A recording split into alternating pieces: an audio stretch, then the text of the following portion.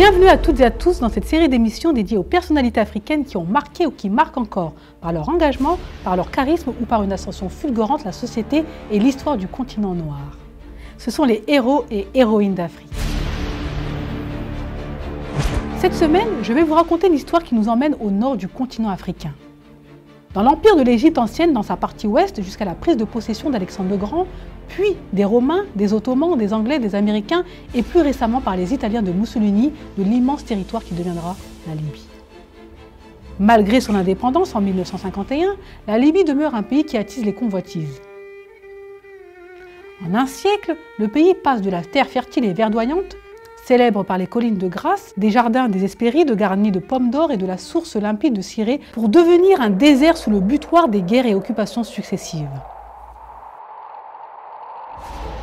En 1959, la découverte de grands gisements de pétrole bouleverse l'économie du pays et une loi accordant la répartition des concessions entre 13 compagnies aiguise l'appétit des puissances coloniales.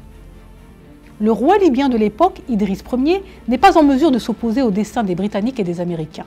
Sa posture conciliante et passive à l'égard des compagnies pétrolières et la présence de bases militaires étrangères provoquent un sentiment d'humiliation au sein d'une frange de l'armée et de la population libyenne.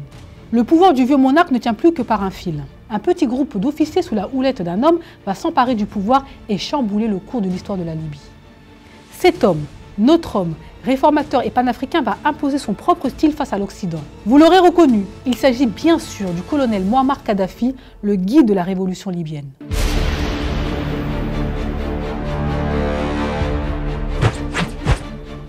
Mouammar Mohamed Abou Minyar Kadhafi est né sous une tente bédouine dans une zone désertique située à l'extérieur de la ville de Sirte, à l'ouest de la Libye, le 19 juin 1942. Sa famille est issue d'un petit groupe tribal relativement peu influent appelé Kadhafa ou Kadafa. Al-Kadhafi n'est pas un patronyme mais un nom d'usage qui signifie « de la tribu des Kadafa », d'ascendance berbère arabisée. Sa mère, décédée en 1978, s'appelait Aïcha et son père, décédé en 1985, Mohamed Abdul Salam bin Ahmed bin Mohamed, connu sous le nom de Abou Minyar. Le jeune Kadhafi grandit dans la région désertique de Sirte et reçoit tout d'abord une éducation islamique dispensée par un cheikh sunnite malékite. Son éducation dans la culture bédouine a influencé ses goûts personnels pour le reste de sa vie. Il préfère le désert à la ville et sa tente au mur qui enserre les âmes. Kadhafi continuera de dire qu'il continuera de boire du lait de chamelle comme le font traditionnellement les Bédouins, même lorsqu'il prendra le pouvoir. À l'âge de 9 ans, il entre à l'école primaire de Sirte, devenant le premier membre de sa famille à suivre des études. Pauvre, il dort et étudie la majorité du temps dans l'une des mosquées de la ville de Sirte. Il se passionne pour la lecture, fidèle au dogme musulman, il apprend le Coran. De 1956 à 1961, il suit les cours de l'école préparatoire de Seba, dans le Fezzan, fief traditionnel de sa tribu.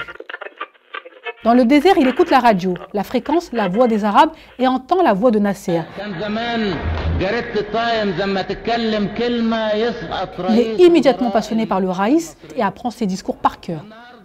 Féru d'histoire et de lecture, admirateur de Tito, Castro ou Mao Zedong, il se passionne tout particulièrement pour l'action de Gamal Abdel Nasser qui, avec le mouvement des officiers libres, a renversé la monarchie égyptienne et apparaît comme le principal héros du nationalisme arabe.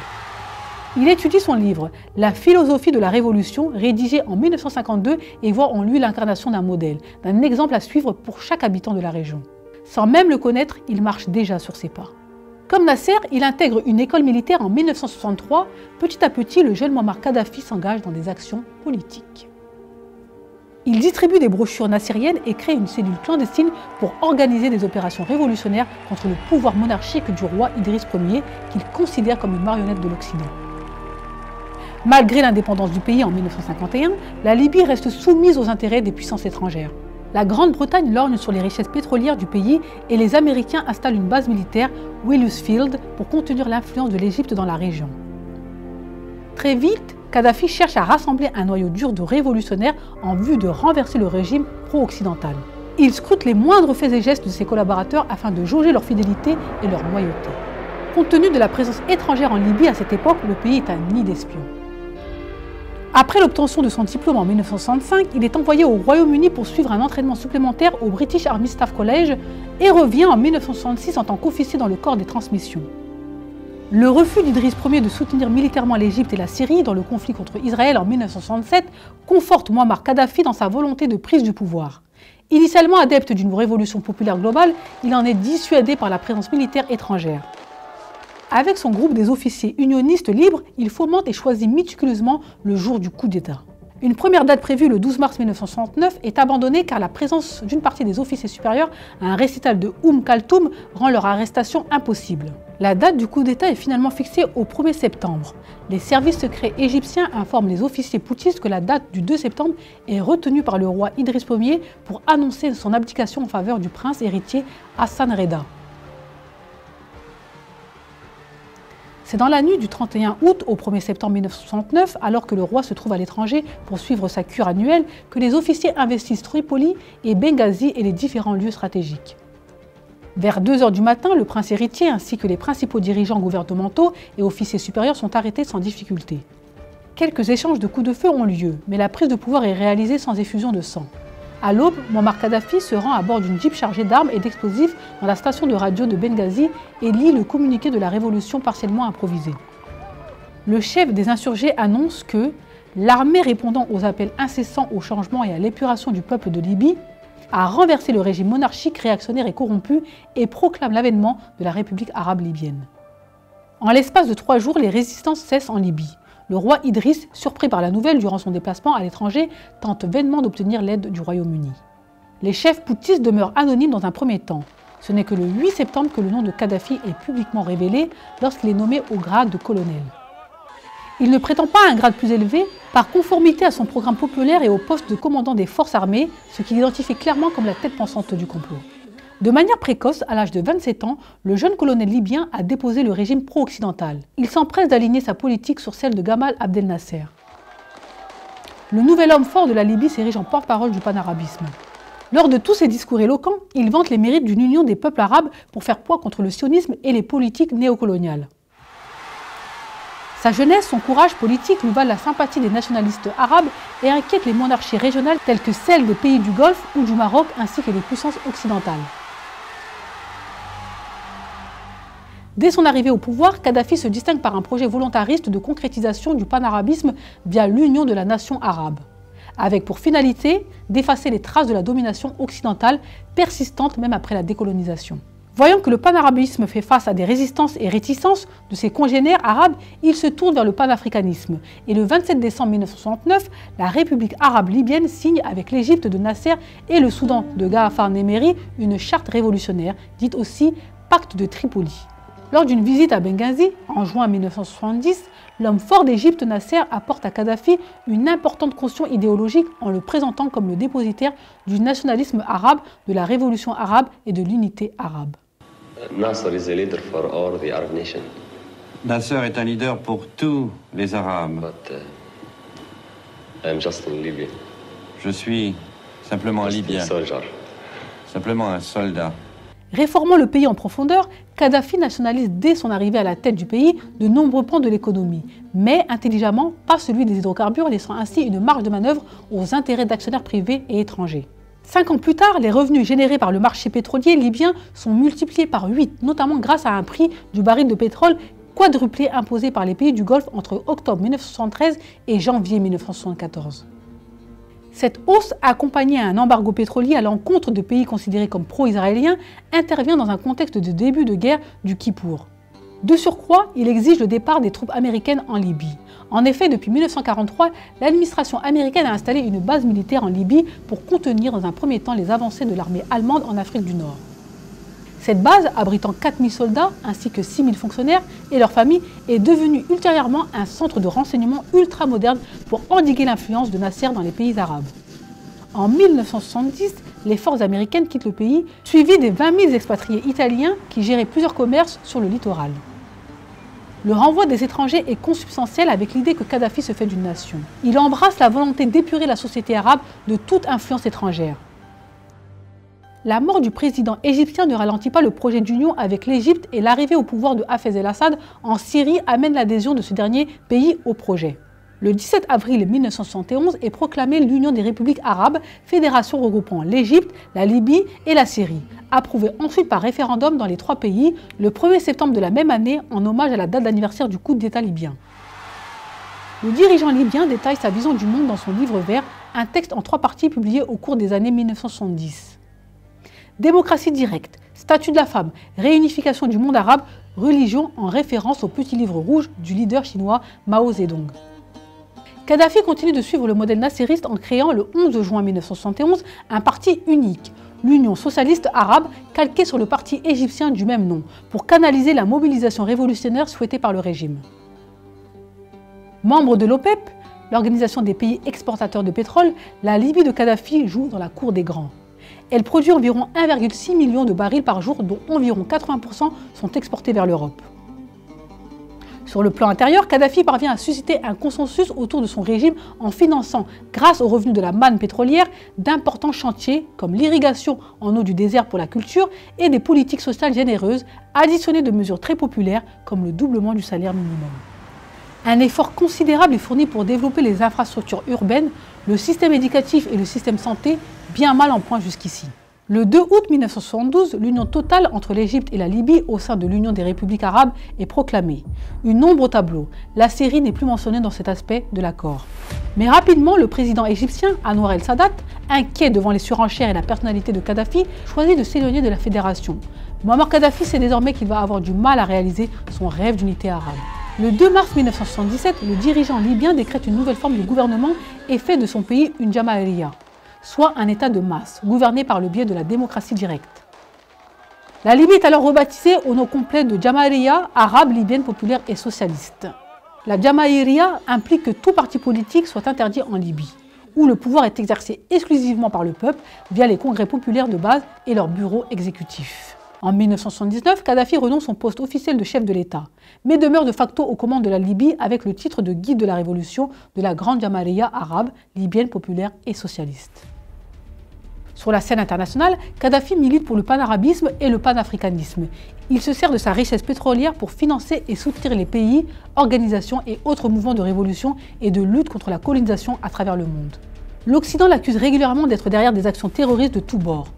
De Carlos aux guérillas d'Amérique du Sud en passant par l'armée républicaine irlandaise. Il est accusé après l'attentat dans la discothèque à Berlin-Ouest qui fit 3 morts, dont 2 Américains en 1986. Kadhafi devient l'homme à abattre par les Américains. Les avions de l'US Air Force vont déverser 60 tonnes de bombes sur les villas privées du leader à Tripoli et Benghazi dans la foulée. Bilan, 41 morts. At 7 o'clock this evening, Eastern Time, Air and Naval Forces of the United States launched a Dans le series of bureau strikes ovale de la against Maison-Blanche, Ronald Reagan a préparé 2 discours. Un en cas de mort de Kadhafi et l'autre en cas où le chien enragé du Moyen-Orient, le fou d'Allah, le pyromane du désert, comme le surnomme désormais le président américain, ait survécu à ce déluge de fer et de feu. Eh bien oui, Kadhafi va survivre, mais sa fille adoptive Anna de 2 ans est tuée. Le lendemain, Kadhafi apparaît à la télévision et dit « Reagan nous considère comme fous. Mais qui est fou? Celui qui vient d'Amérique nous bombarder ou celui qui dormait tranquillement ?» Le raid américain débouche 2 ans plus tard sur l'explosion d'un jumbo au-dessus de Lockerbie en Écosse. L'attentat attribué à la Libye tue les 259 personnes à bord et 11 autres au sol. 9 mois plus tard, une bombe explose à bord du DC-10 français du TA au-dessus du Niger, faisant 170 morts. Du coup, l'Occident multiplie les sanctions contre la Libye qui devient de plus en plus isolée. Le guide de la révolution devient un emblème pour les Africains. Sa résistance face à l'Amérique et l'Europe déconcerte ses adversaires et mobilise ses partisans. À partir du milieu des années 90, Muammar Kadhafi œuvre pour que son pays cesse d'être ostracisé au niveau international. Ainsi, en 1999, les agents des services secrets suspectés de l'attentat de Lockerbie sont livrés à la justice écossaise, ce qui provoque la suspension des sanctions de l'ONU. En 2003, il annonce le démantèlement de ses programmes secrets d'armement. Il s'aborde son propre arsenal de destruction massive et il accepte de rencontrer un certain nombre de dirigeants occidentaux. Les Européens, hypnotisés par les promesses de contrats mirifiques, le traitent avec tous les égards dus à son pétrole, à ses réserves de devises et à sa capacité de riposte. Assis sur les fauteuils en cuir blanc, le futur candidat de la présidentielle découvre le guide de la révolution. L'un est aussi direct que l'autre et oriental. Mais le courant est, selon l'entourage de Sarkozy, plutôt bon. De quoi ont-ils parlé? C'est Nicolas Sarkozy qui est élu président de la République avec 53% des voix. Résultat salué par une ovation de ses supporters salgarous. Le 16 mai 2007, Nicolas Sarkozy devient président de la République française et est immédiatement félicité par le guide libyen. Le 10 décembre 2007, c'est à Paris que le chef libyen a droit à tous les honneurs. Cette complicité entre les deux hommes va déboucher par la suite sur une mise en examen du président français par les juges en charge de l'enquête sur un possible financement libyen de sa campagne présidentielle. En 2009, Kadhafi est élu à la tête de l'Union africaine. Il devient le roi des rois traditionnels d'Afrique et désormais il arbore sur cette tenue un énorme écusson du continent africain. Mais en 2011, tout bascule pour Mouammar Kadhafi. Dans les pays voisins, c'est l'heure du printemps arabe. Les révolutions déferlent sur le continent. Kadhafi, après plus de 4 décennies au pouvoir, ne voit pas le danger venir. Il pense résister à ce mouvement.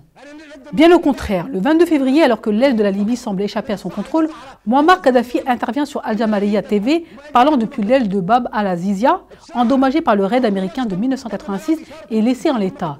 Il promet de chasser les insurgés qu'il appelle les rats.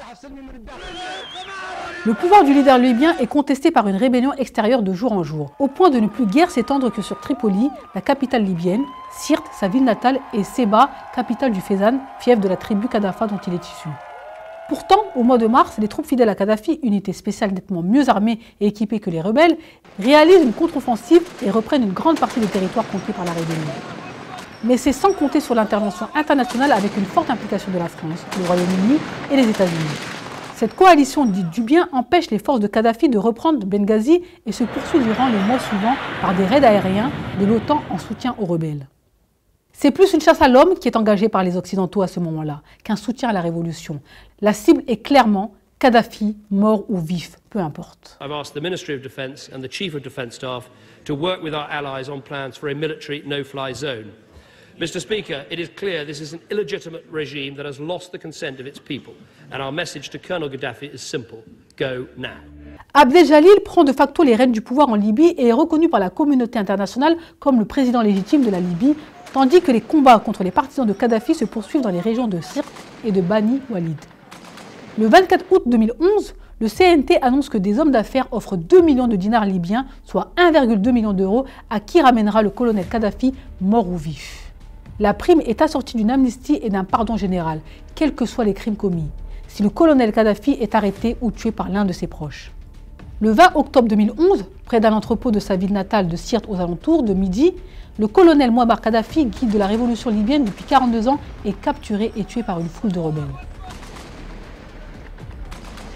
Le dirigeant libyen, armé de son célèbre pistolet d'or, s'était réfugié en vain dans une buse de drainage d'eau de pluie après que sa fuite vers la frontière sud du pays ait échoué. Son important convoi ayant été repéré par des drones américains et aussitôt bombardé par l'aviation française de l'OTAN. Il sera sommairement enterré dans le désert du sud du pays, aux côtés de son 4e fils, Moatassem, mort au moment de la capture du colonel à Sirte. Mouammar Kadhafi aura été jusque dans les années 90 la providence des combattants de la liberté de tous les pays et groupes opprimés. Précurseur d'une Afrique éveillée qui ne retournera jamais dans les fers de l'esclavage et de la colonisation. Lentement mais sûrement, cette figure emblématique a préparé les États-Unis d'Afrique qui sera le stade suprême de la lutte contre certaines formes de domination et d'exploitation impérialiste, de la misère matérielle, de la faiblesse des solidarités, de la division, des conflits, qui ont notablement contribué à retarder le progrès et l'épanouissement des populations africaines et du continent. À l'image des EAP et décollage. Pour bon nombre d'Africains, Kadhafi est celui qui a financé le premier satellite panafricain de télécom, Rascom, et rejoint donc par ce geste le panthéon des grandes figures africaines comme Soundiata Keïta, fondateur de l'Empire du Mali, Soumangourou Kanté, souverain Soussou du XIIIe siècle, Patrice Lumumba, Kwame Nkrumah, Nelson Mandela et bien d'autres. C'est ainsi que s'achève l'histoire du guide de la révolution libyenne. Nous attendons bien sûr vos réactions sur les réseaux sociaux de la chaîne. Je vous retrouve la semaine prochaine pour une histoire d'un autre personnage tout aussi passionnant.